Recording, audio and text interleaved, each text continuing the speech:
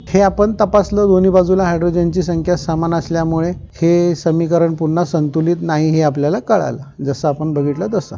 त्यापैकी हायड्रोजनची आता संख्या आपल्याला समान करावी लागेल, त्याच्यासाठी लहान सहगुणक लागेल. म्हणून आपण पहिल्यांदा हायड्रोजनचा विचार करूया. इथे ऑक्सिजन आणि हायड्रोजन दोघांची संख्या समान करायची आहे, त्याच्यामधलं लहान सहगुणक लागणार आहे हायड्रोजनला. म्हणून आपण हायड्रोजनपासून सुरुवात करणार आहोत. इथे बघा, सोडियम आता आपण बघितल्याप्रमाणे 2 सोडियम इकडे झाले, 2 सोडियम इकडे झाले, म्हणजे ते समान झाले. ऑक्सिजन इथे 6 आहेत, हे 2 आणि हे 4 ऑक्सिजन, असे 6 ऑक्सिजन झाले. इथे 4 आणि 1 5, इथे 5 ऑक्सिजन झाले. हायड्रोजन इथे 1 आहे आणि हे 2 आहेत, आणि 1 वाढवल्यामुळे इथे 2 झाले, आणि हे 2, म्हणजे 2 आणि 2 4. अगोदर जो 1 आणि 2 3 होते ते आता याच्यामुळे 4 झाले, ते इथे लिहिलेत. आणि इकडे हायड्रोजनचे 2च आहेत, म्हणजे 4 आहेत आणि इकडे 2 आहेत. मग साधं सोपी गोष्ट आहे, इथे 2ला जर आपण 2नी गुणलं तर 4 होतील, म्हणून मी इथे 2 लिहिणार. कसं काय समीकरण संतुलित करायचं बघा. इथे मी 2 लिहिणार, 2 लिहिल्यानंतर माझ्या हायड्रोजनची संख्या दुप्पट होईल, म्हणजे हे 4 होईल, हे 4 होईल. आता इथे 2 लिहिल्यामुळे ह्या हायड्रोजनचे सुद्धा अणू 2 होतील, म्हणजे हे हायड्रोजनचा अणू वाढल्यानंतर 4 आणि 2 इथे 6 अणू होतील, म्हणजे माझं समीकरण संतुलित होईल. समीकरणामध्ये हायड्रोजनच्या अणूचं संतुलन करण्यासाठी H2O उत्पादिताला 2 हा मी सहगुणक लावला, आणि हे केल्यानंतर इथे 2 लिहिला. नंतर माझं समीकरण मिळालं बघा, 2NOH प्लस H2SO4, त्याच्यापासून मिळतं आहे Na2SO4 प्लस 2H2O. इथे आपल्याला मिळालेला आहे, इथे मी 2 लिहिला, त्याच्यामुळे हे 2 बेदुनी 4 झाले, आणि इथे 2 आणि हे 2 4 झाले. आता आपण पुन्हा बघूया प्रत्येकाचे अणू समान होतात का ते बघा. सोडियम 2 इथे आहेत, 2 इथे आहेत, म्हणजे सोडियमच्या अणूंची संख्या समान झाली. ऑक्सिजन हे 2 इथे आहेत आणि हे 4 इथे आहेत, म्हणजे इथे 4 आणि हे 2, म्हणजे 6 6 समान झाले. हायड्रोजन इथे 2 आहेत आणि इथे 2 आहेत, म्हणजे 4 झाले, आणि इकडे बेदुनी 4, म्हणजे हायड्रोजन 4 झाले. सल्फर 1 आहे, 1 आहे, म्हणजे इथे अभिक्रियाकारकांतील आणि उत्पादितातील अणूंची संख्या आता समान झालेली आपल्याला दिसून येईल. तर हे ज्या वेळेला दोन्ही बाजूच्या अणूंची संख्या समान होते त्यावेळेला हे समीकरण संतुलित झालं असं आपण म्हणतो. मग आता हे झालेलं आहे. पुन्हा आपण याचा तक्ता जर बघितला आणि तपासलं तर आपल्याला दिसून येईल की दोन्ही बाजूंच्या मूलद्रव्यांच्या अणूंची संख्या ही समान झालेली आहे, म्हणजेच आपलं हे समीकरण जे आहे हे संतुलित समीकरण आहे. इथे बघा, सुरुवातीला 4 होते, उत्पादितांमध्ये H2O मध्ये 2 होते, संतुलन करताना हे 2 बेदुनी 4 केलेले आहे. अंतिम संतुलित समीकरण आपण पुन्हा लिहायचं. जे संतुलित समीकरण केलेलं आहे शेवटी ते आपण अंतिम समीकरण लिहिलं. मी तुम्हाला वाचून दाखवतो. 2NaOH plus H2SO4 gives Na2SO4 plus 2H2O. आता हे माझं संतुलित समीकरण झालं.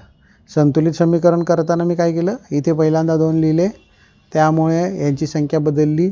हायड्रोजनच्या आणि ऑक्सिजनच्या अणूची इथे 2 लिहिले, त्यामुळे सर्वांची संख्या समान झाली, त्यामुळे हे माझं समीकरण संतुलित झालं.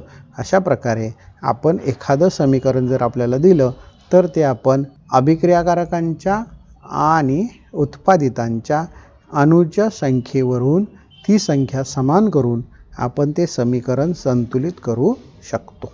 आता आपण बघणार आहोत, आता आपण याच्या पुढच्या भागामध्ये आपण बघतोय की रासायनिक अभिक्रियांचे प्रकार. आत्तापर्यंत आपण बघितलं की आपल्या आजूबाजूला ज्या अभिक्रिया घडतात, जे बदल घडतात, ते बदल प्रामुख्याने भौतिक बदल, रासायनिक बदल असतात. मग ज्या वेळेला रासायनिक बदल घडून येतात त्यावेळेला रासायनिक अभिक्रिया घडून येतात. रासायनिक अभिक्रिया दर्शवण्यासाठी आपण रासायनिक समीकरणांचा वापर करतो, आणि ती समीकरणं संतुलित आपण कशी करायची ते आत्तापर्यंत आपण पाहिलं. आता आपण पाहणार आहोत रासायनिक अभिक्रियांचे प्रकार, टाइप्स ऑफ केमिकल रिॲक्शन. तर रासायनिक अभिक्रियांचे जे प्रकार आहेत, ह्या अभिक्रियामध्ये अभिक्रियाकारके आणि उत्पादिते, म्हणजे बघा, अभिक्रियाकारके ज्यांच्यामध्ये अभिक्रिया घडते ती, उत्पादिते जे नवीन पदार्थ तयार होतात ते उत्पादिते. यांचे स्वरूप कसे आहे, त्यांची संख्या काय आहे, याच्यावरून या रासायनिक अभिक्रियेचे 4 प्रकार पडतात. किती प्रकार पडतात? तर 4 प्रकार पडतात.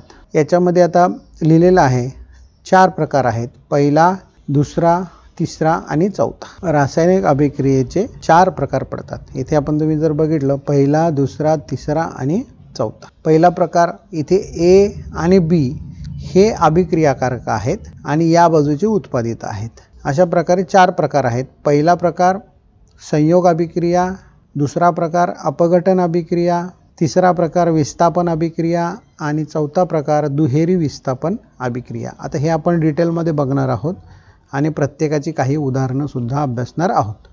पहिला प्रकार संयोग अभिक्रिया, कॉम्बिनेशन रिॲक्शन.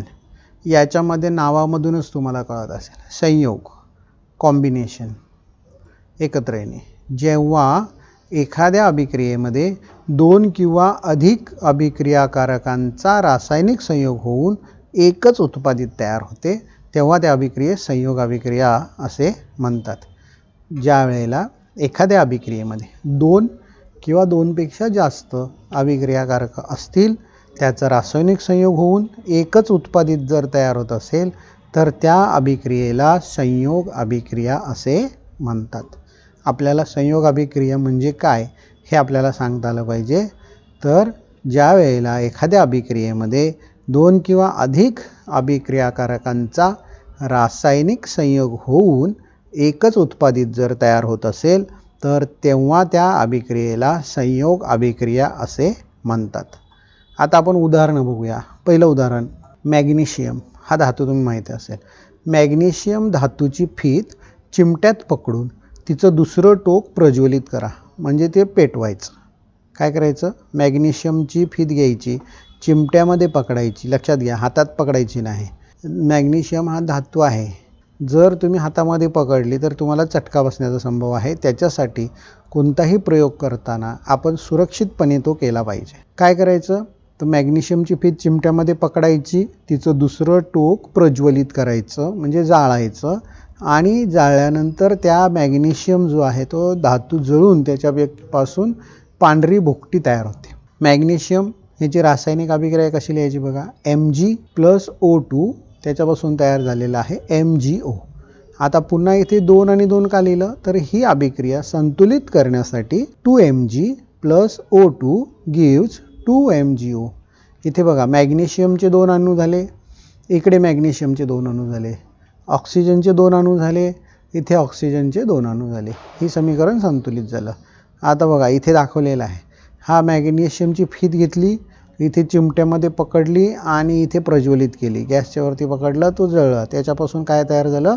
तर पांढरी भुकटी जी आहे ही MgO, मॅग्नेशियम ऑक्साईडची पांढरी भुकटी तयार झालेली आपल्याला आढळली. आता मी ज्या वेळेला लिहिणार तर संयोग अभिक्रिया म्हणजे काय त्याचं उदाहरण, तर मी लिहिणार, जेव्हा एखाद्या अभिक्रियेमध्ये 2 किंवा अधिक अभिक्रियाकारकांपासून रासायनिक संयोग होऊन एकच उत्पादित तयार होते, त्यावेळेला त्या अभिक्रियेला संयोग अभिक्रिया असे म्हणतात. उदाहरणार्थ, मॅग्नेशियम धातूची पीत चिमट्यात पकडून तिचे दुसरे टोक प्रज्वलित केले असता ते जळून त्याच्यापासून मॅग्नेशियम ऑक्साईडची पांढरी भुकटी तयार होते. खाली लिहिणार 2Mg+O2 gives, त्याच्यापासून मिळतं 2MgO. Mg मॅग्नेशियम, O2 म्हणजे ऑक्सिजन, 2MgO मॅग्नेशियम ऑक्साईड. हे माझं पहिलं उदाहरण झालं संयोग अभिक्रियेचं. दुसरं उदाहरण पाहूया. मी आता इथे काय केलं, अर्ध्या चंचूपात्र भरेल इतकं पाणी घेतलं. चंचूपात्र म्हणजे जे आपलं काचेचं पात्र, तुम्ही परीक्षा ज्या वेळेला तुमच्या प्रयोगशाळेमध्ये ज्या वेळेला तुम्ही जाता त्यावेळेला जे काचेचं छोटं पात्र आहे ते चंचूपात्र, ते घेतलं. त्यामध्ये चुनकळी घेतली, त्याला चुनकळीला रासायनिक नाव आहे कॅल्शियम ऑक्साईड CaO. त्याचे खडे टाकले आणि त्याच्यामध्ये पाणी जे आहे अगोदर भरलेलं, त्याच्यामध्ये त्याच्या दोघांचा संयोग होतो आणि त्याच्यापासून कॅल्शियम हायड्रॉक्साईड तयार होते. कॅल्शियम हायड्रॉक्साईडचं सूत्र आहे बघा, CaOH आणि ट्वाईस. 2 म्हणजे इथे आपण ट्वाईस म्हणतो, ट्वाईस म्हणजे दोनदा, OH 2 वेळा आहे म्हणून CaOH ट्वाईस तयार होतं आणि भरपूर उष्णता बाहेर पडते. इथे बघा, CaO कॅल्शियम ऑक्साईड हा कॅल्शियमचा अणू आहे, हा ऑक्सिजनचा अणू आहे. H2O पाणी, H2 म्हणजे हायड्रोजनचे 2 अणू H आणि H, ऑक्सिजनचा 1 अणू आहे. आता ह्या दोघांचा संयोग झाला, ह्या संयोग झाल्यानंतर तयार झालं कॅल्शियम हायड्रॉक्साईड CaOH आणि OH म्हणून इथे CaOH ट्वाईस दाखवलेला आहे, प्लस हीट म्हणजे उष्णता बाहेर पडलेली आहे. हे समीकरण आपण लिहितो या पद्धतीने CaO plus H2O gives CaOH twice plus उष्णता. दुसरं उदाहरण कळालं. आपण अर्धे चंचुपात्र भरेल इतकं पाणी घेतलं, त्याच्यामध्ये चुनखडी टाकली, तर त्याच्यापासून कॅल्शियम ऑक्साईड व पाणी यांचा संयोग झाला आणि कॅल्शियम हायड्रॉक्साईड तयार झालं आणि उष्णता भरपूर बाहेर पडली. ह्याचं उदाहरण आहे बघा, तुम्ही साधं सोपं जर बघितलं, चुना मारताना चुना ज्या वेळेला पाण्यामध्ये टाकतो आपण तर पाणी गरम होतं, तेच हे उदाहरण आहे. हे दुसरं उदाहरण झालं संयोग अभिक्रियेचं. दुसरा प्रकार जो आहे आता आपण काय बघितलं की संयोग अभिक्रिया आणि त्याची 2 उदाहरणं बघितली. आता दुसरा प्रकार अपघटन अभिक्रिया. अपघटन डिकम्पोजिशन रिॲक्शन. संयोग अभिक्रिया त्याच्या विरुद्ध अपघटन अभिक्रिया. संयोग अभिक्रियेमध्ये काय होतं तर 2 किंवा अधिक अभिक्रियाकारकांपासून एकच उत्पादित तयार होत होतं. आता ह्याच्या विरुद्ध आहे इथे काय आहे तर ज्या अभिक्रियेमध्ये एकच अभिक्रियाकारकांपासून 2 किंवा 2 पेक्षा जास्त उत्पादिते मिळतात, त्या अभिक्रियेला अपघटन अभिक्रिया असे म्हणतात. संयोगमध्ये अभिक्रियाकारके 2 किंवा 2 पेक्षा जास्त होती आणि उत्पादित 1 होतं. आता अपघटन अभिक्रियेमध्ये अभिक्रियाकारक 1 आहे आणि 2 किंवा 2 पेक्षा जास्त उत्पादितं मिळालेली आहेत.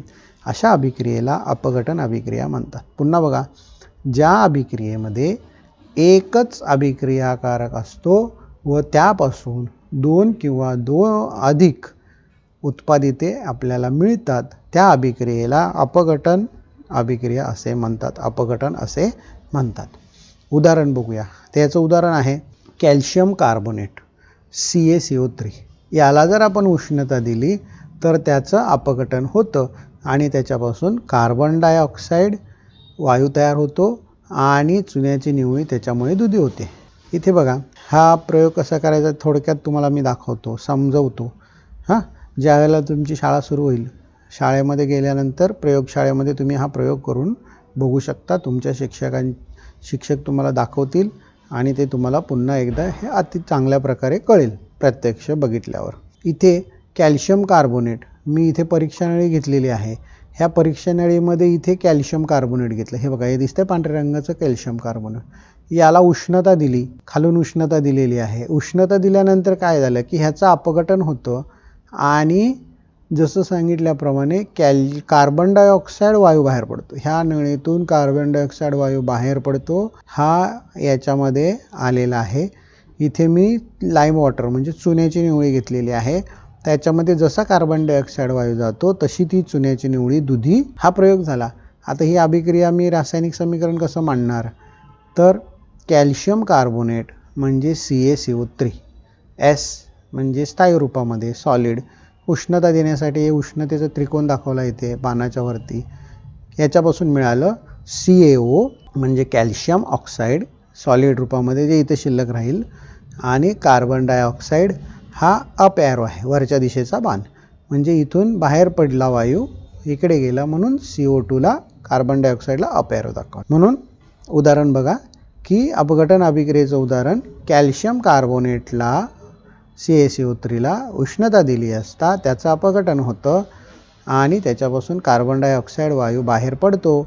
CaO कॅल्शियम ऑक्साईड तर राहतं शिल्लक आणि कार्बन डायऑक्साईड बाहेर पडतो. त्यामुळे ही चुन्याची निवळी दुधी झाल्याचे आपल्याला दिसून येते. दुसरं उदाहरण. दुसऱ्या उदाहरणामध्ये जर आपण बघितलं आम्लयुक्त पाणी, त्याच्यातून विद्युत प्रवाह जाऊन दिला. आता आम्लयुक्त पाणी म्हणजे काय, पाणी घेतलं त्याच्यामध्ये थोडंसं आम्लाचा थेंब टाकला ते आम्लयुक्त पाणी झालं. तर आम्लयुक्त पाण्याचं आता हे आम्ल टाकताना तीव्र आम्ल नाही टाकायचं कधीही. तीव्र आम्ल आणि सौम्य आम्ल, तीव्र आणि सौम्य आम्लापासून आम्लयुक्त पाणी आपण शक्यतो बनवतो. तर याचं अपघटन होतं आणि अपघटन झाल्यानंतर हायड्रोजन व ऑक्सिजन वायू तयार होतात. हे अपघटन विद्युत ऊर्जेच्या साहाय्याने होते, म्हणून या अपघटनाला विद्युत अपघटन असे म्हणतात. कसं असतं तर इथे बघा, विद्युत अपघटनामध्ये ॲनोड आणि कॅथोड असतं, तुम्हाला माहीत आहे. ज्या वेळेला हे पाणी आम्लयुक्त पाणी आहे हे कशाच्या साहाय्याने होतं तर विद्युत ऊर्जेच्या साहाय्याने होतं. ज्या वेळेला हे होतं त्यावेळेला मात्र ह्याचं अपघटन होतं आणि अपघटन झाल्यानंतर H2O म्हणजे पाणी, त्याच्यापासून H2 हायड्रोजन, O2 ऑक्सिजन हा आपल्याला वेगळा झालेला दिसून येईल. हे विद्युत अपघटन आहे, म्हणून इथे इलेक्ट्रिक एनर्जी लिहिलेलं आहे. इथे समीकरण संतुलित करण्यासाठी 2 आणि 2 2H2O L liquid, 2H2 up arrow म्हणजे ह्याचा वायू बाहेर पडला, ऑक्सिजन अप ॲरो म्हणजे ह्याचा सुद्धा वायू बाहेर पडलेला आहे. अशा प्रकारे हे दुसरं उदाहरण आहे अपघटन अभिक्रियेचं. तिसरं साधं आणि सोपं उदाहरण अपघटन अभिक्रियेचं. साखर घेतली तुम्ही, त्या साखरेला जर तुम्ही तीव्र उष्णता दिली तर त्या साखरेचं काय होतं तर तुम्हाला काळी पडल्याची दिसून येते, बरोबर आहे. मग ही काळी पडते म्हणजे त्याचा कोळसा बनतो. मग ज्या वेळेला साखरेला तीव्र उष्णता दिली असता तिचे साध्या पदार्थात अपघटन होते. साधे पदार्थ म्हणजे C कार्बन आणि H2O म्हणजे पाणी. उष्णता दिल्यानंतर पाण्याची वाफ होते, ती निघून जाते, मग त्यामुळे आपल्याला तिथे पाणी थोडंसं सुरुवातीला दिसेल आणि वाफ झाल्यामुळे निघून जाईल आणि शेवटी कोळसा शिल्लक राहील. कशी तापवली साखर, चमचा घेतला, चमच्यामध्ये साखर घेतली. हे घरी पण तुम्ही करून बघू शकता. परंतु चमचा डायरेक्ट तुम्ही जर पकडला पुन्हा तुम्हाला त्याचा चटका बसण्याचा संभव आहे. त्यावेळेला कुठलाही प्रयोग करताना आपल्याला सावधगिरी बाळगणे आवश्यक असतं. तर इथे जर तुम्ही बघितलं तर ही साखर हळूहळू वितळायला लागेल. वितळल्यानंतर शेवटी त्याचं काळ्या रंगाचा कोळसा त्याचा शिल्लक राहील. ही आपली अपघटन अभिक्रिया आहे. साखरेला उष्णता दिली असता त्याचं अपघटन होतं आणि साधे पदार्थ निर्माण होतात. याच्यामध्ये ह्याची समीकरण बघा, C12H22O11 साखर, उष्णता दिली त्याला हीट.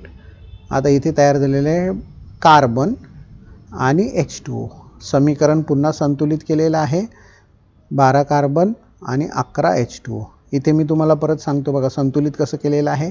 C12 म्हणजे कार्बन 12 अणू आहेत कार्बनचे, इथे कार्बनचे 12 अणू आहेत.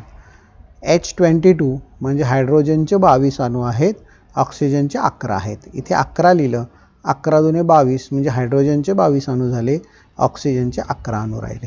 अशा प्रकारे ही रासायनिक अभिक्रिया जी आहे समीकरणाच्या स्वरूपामध्ये आपण लिहिली.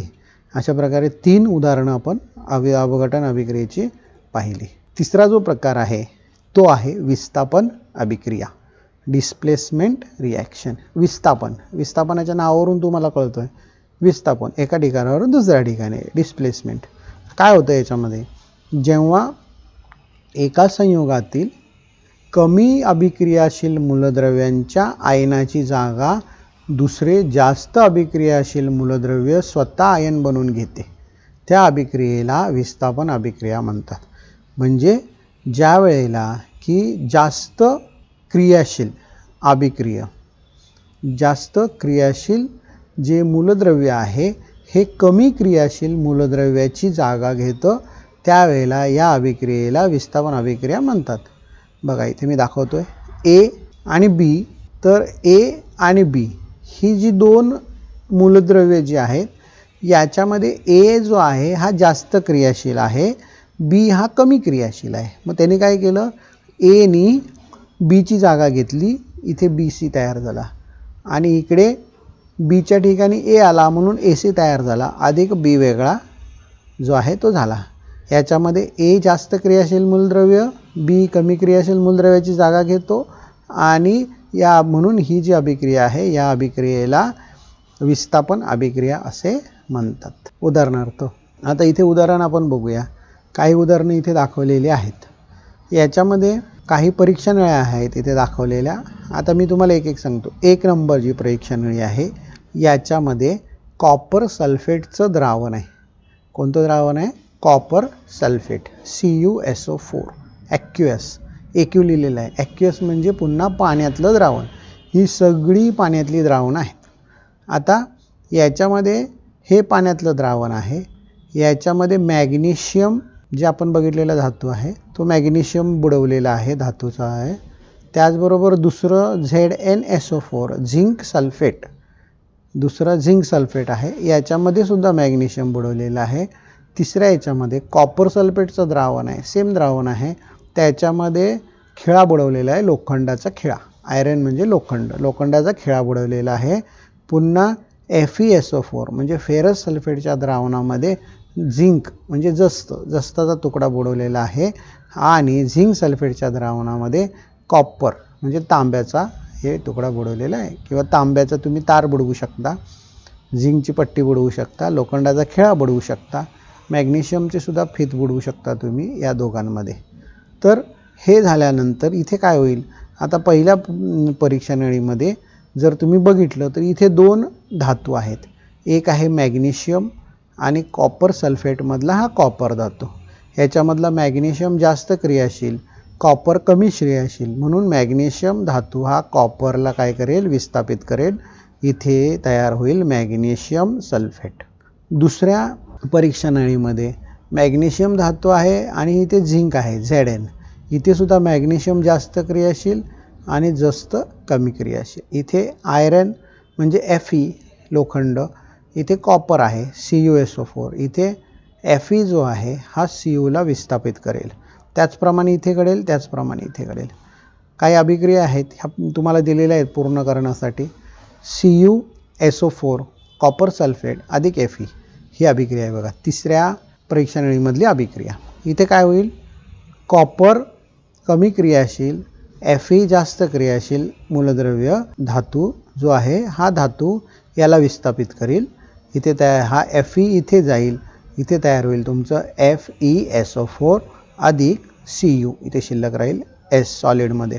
त्याचप्रमाणे CuSO4 मधला कॉपर कमी क्रियाशील, Pb जास्त क्रियाशील, Pb इकडे जाईल, इथे तयार होईल PbSO4 ॲक्युअस प्लस Cu सॉलिड. अशा प्रकारे ह्या अभिक्रिया आपल्याला पूर्ण करता आल्या पाहिजेत.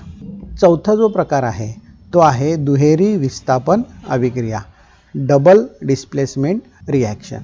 आता आपण अगोदर विस्थापन अभिक्रिया बघितली, तिथे एकच विस्थापित झालं, एकच धातू कमी क्रियाशील धातूला जास्त क्रियाशील धातूने विस्थापित केलं. तर इथे दुहेरी विस्थापन म्हणजे 2 आयनांची अदलाबदल होते आणि विस्थापन होतं. ज्या अभिक्रियांमध्ये अभिक्रियाकारकांमधील आयनांची अदलाबदल होऊन अवक्षेप तयार होतो, इथे महत्त्वाचा अवक्षेप तयार होतो, अशा अभिक्रियांना दुहेरी विस्थापन अभिक्रिया असे म्हणतात. उदाहरणार्थ बेरियम सल्फेट BaSO4 ह्या द्रावणामध्ये तुम्ही पोटॅशियम क्रोमेटचे जर द्रावण घातलं, इथे आपण ही अभिक्रिया बघितलेली आहे. या अभिक्रियेमध्ये मी काय इथे या परीक्षा नळीमध्ये ही एक अभिक्रिया उदाहरणार्थ आहे, याच्यामध्ये सिल्वर नायट्रेटचं सोल्युशन घेतले, सोडियम क्लोराईडचं सोल्युशन घेतले, असे मिक्स केलेले आहे. त्याचप्रमाणे बेरियम सल्फेटच्या द्रावणामध्ये तुम्ही पोटॅशियम क्रोमेटचं द्रावण घातलं तरी आपली ही दुहेरी विस्थापन अभिक्रिया घडून येते.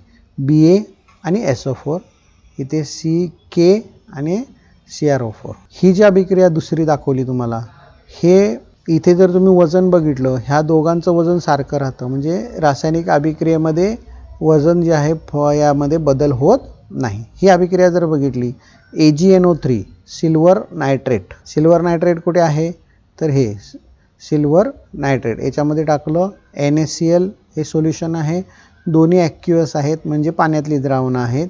इथे तयार झालेला आहे AgCl म्हणजे सिल्वर क्लोराईड, AgClचा पांढऱ्या रंगाचा अवक्षेप तयार होतो आणि NaNO3 सोडियम नायट्रेटचं सोल्युशन ॲक्युअस सोल्युशन जे आहे हे मिळतं. ही सुद्धा ही दुहेरी विस्थापन अभिक्रिया आहे. बघा दुहेरी विस्थापन कसं, AgNO3 मधला Ag सोडून Clकडे गेला आणि या Clचा Na सोडून इकडे आला, इथे AgCl तयार झाला, NaNO3 तयार झालेला आहे. अजून एक उदाहरण तुम्हाला सांगतो. या उदाहरणामध्ये बघा Na2SO4, Na2 म्हणजे sodium sulphate plus BaCl2 barium chloride, याच्यामध्ये सुद्धा विस्थापन होतं बघा कसं. हा SO4 इथे राहिला, Cl इथेच राहिलेला आहे क्लोरीन. आता इथे Na2 म्हणजे हा सोडियम आहे आणि हा बेरियम आहे. ओके, या सोडियम आणि बेरियम ह्या दोघांची अदलाबदल झाली, आयनांची अदलाबदल. मग इथे झाला BaSO4 barium sulphate plus 2 NaCl sodium chloride. इतर काही उदाहरणं आपण बघू शकतो दुहेरी विस्थापनची. इथे दाखवलेले आहेत HCl हायड्रोक्लोरिक ॲसिड अधिक NaOH. आता इथे H म्हणजे हायड्रोजन, Na म्हणजे सोडियम, या दोघांच्या आयनांची अदलाबदल होते. इथे तयार झालं NaCl प्लस HOH म्हणजे H2O पाणी. त्याचप्रमाणे BaCl2 बेरियम क्लोराईड आणि AgNO3 म्हणजे सिल्वर नायट्रेट. इथे कोणत्या आयनांचे बदल होणार तर बेरियम आणि सिल्वर दोघांच्या आयनांची अदलाबदल झालेली आहे. सिल्वर क्लोराईड तयार झालेला आहे, त्याचा प्रेसिपिटेट आहे म्हणजेच अवक्षेप तयार झालेला आहे आणि बेरियम नायट्रेट तयार झालेला आहे. त्याचप्रमाणे कॅल्शियम कार्बोनेट आणि 2HCl इथे कॅल्शियम आहे आणि हायड्रोजन आहे, या दोघांच्या आयनांची अदलाबदल होऊन CaCl2 म्हणजे कॅल्शियम क्लोराईड तयार झालेला आहे आणि H2CO3 म्हणजे कार्बोनिक ॲसिड तयार झालेला आहे.